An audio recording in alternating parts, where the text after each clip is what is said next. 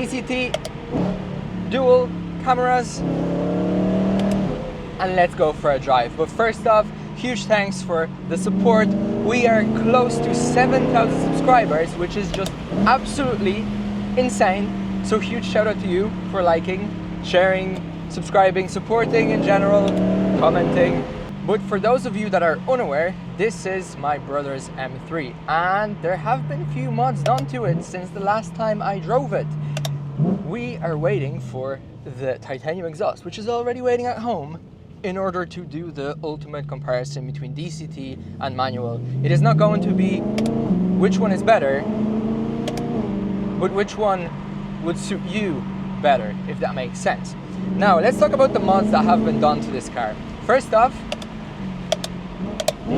the magnetic paddle shifters. Definitely more tactile feel, and at first I was very skeptical of them because I tried them out while the car was stationary, so it kind of seemed like a gimmick in a way. But when I'm actually driving the car and when I can hear the engine, it just makes the drive so much more fun. So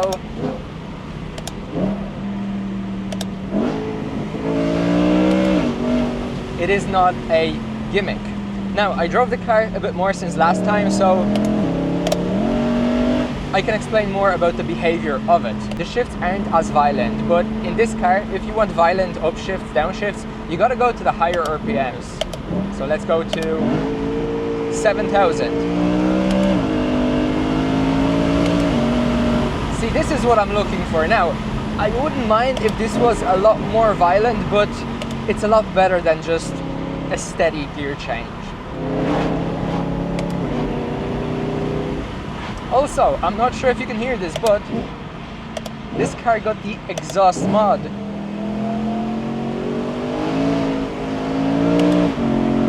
A slip out, very unexpected.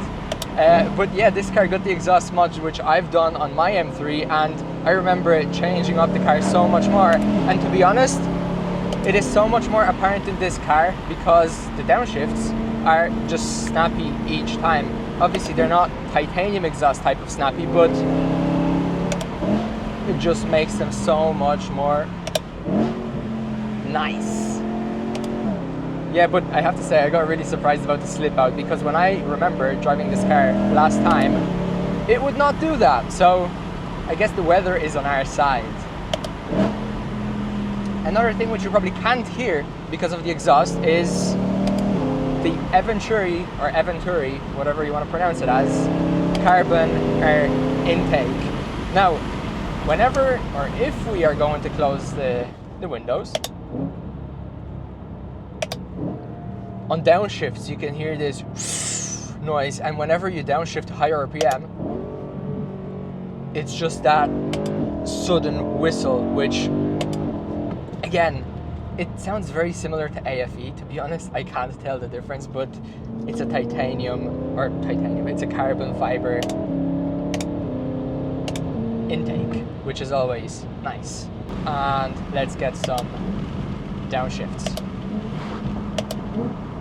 Now, I have to say that it is crazy how much smaller mods can change up the car. I was going to turn here, but I can't, so let's keep going. Yeah, but as I was saying, it is absolutely crazy how those little mods can change up how the car behaves, like incredibly. Like the exhaust mod itself, it is so worth it and such a must in this car that like it just changes up your entire driving style. And I guarantee you that as soon as my brother puts on the titanium exhaust, he's going to be ripping it up in the high RPM, because his fuel mileage or fuel economy looks a bit too good. So I think it's going to get a little worse. Ooh. Let's turn around here.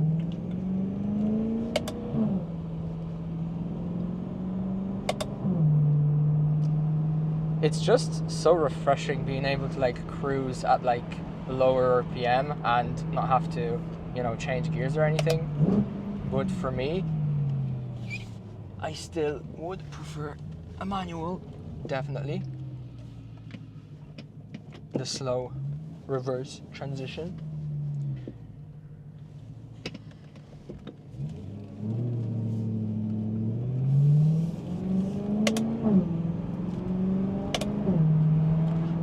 it starts.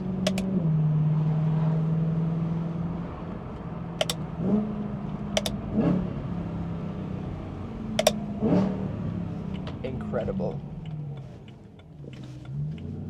Is it gonna slip out here too? Nope.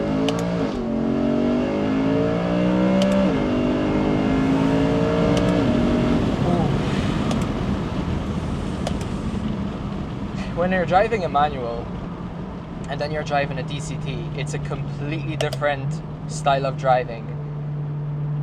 It's hard to explain, but it takes some adjusting.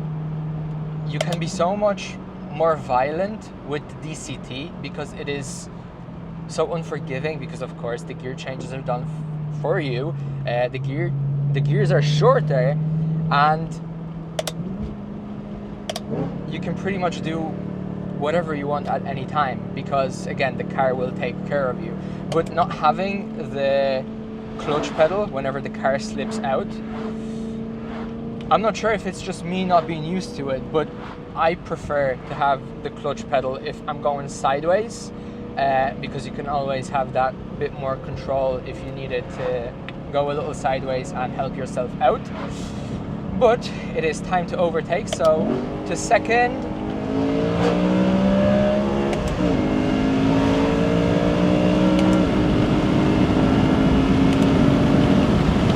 I'm not sure how well you can hear all this because of the wind, but I'm telling you, as soon as the titanium exhaust goes on, which at this point I'm gonna definitely have to blackmail my brother to do it as soon as possible, then we're gonna go on another drive and then make the final video comparing both manual and DCT.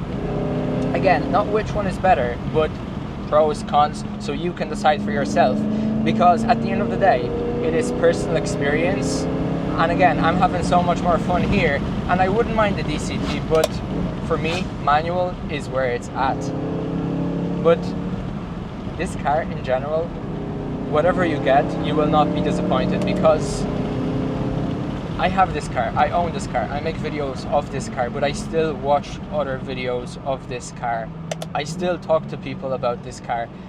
Like, this car is just so incredible, like genuinely so incredible, that I'm really not sure what could actually replace this car in order for a person not to miss it.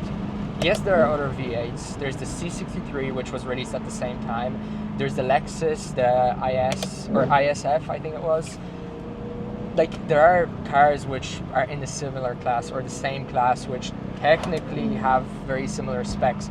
But this car is just so much more different, so much agile. And yes, it is probably the lowest HP car in its class, but this car will lap any car of the similar class, because like, it just feels so much agile. Like, the only word that I think describes it very well is agile. Like, it's fast. You can pretty much throw it around. It is very easy to read, and the car doesn't help you drive. The car wants to be driven, but at the same time, it is not going to I got a brain fart, but it is not going to do something which you don't expect. Like, the car is just, it wants to be driven, it loves to be driven, it loves to live in the higher RPM range. Like, it is just such a great car, and I've waited 2 or 3 years for this car. I always put it to the side, but I decided to pull the trigger on it 2 years ago, because, you know, I got one myself, and to be honest, it's probably one of the best decisions I've made in my life, not only for what I like doing, which is social media, but also just for my well-being, I guess you can say, because this car, it just provides so many smiles every single time you pull it out. And as a bonus, other people that are around you will also smile. Unless you've got a titanium exhaust that is involved and you wake up really early and you come home very late, and your neighbors will surely love you, but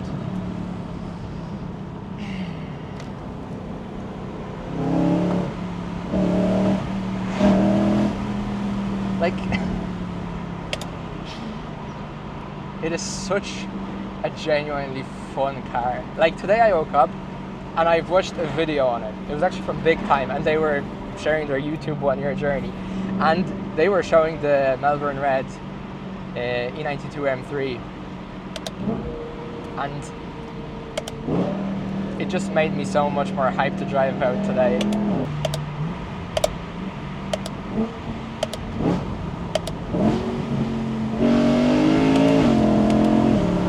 With each downshift, the smile is just getting that little bit bigger.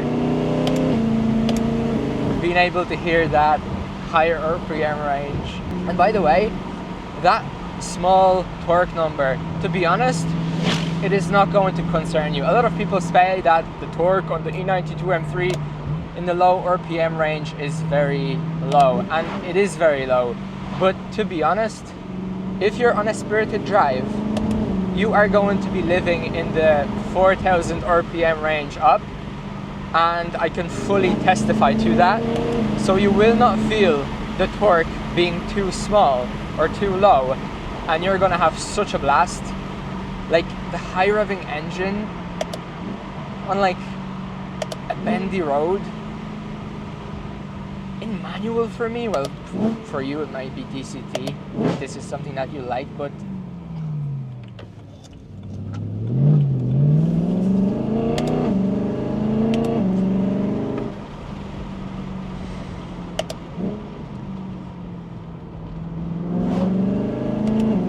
like it is genuinely so much easier to make videos, to make content on things that you literally like and are passionate about. And I feel like I would be a good salesman at the time that the E92 M3 came out, but how old was I? I was like 10, around the age of 10, maybe even younger.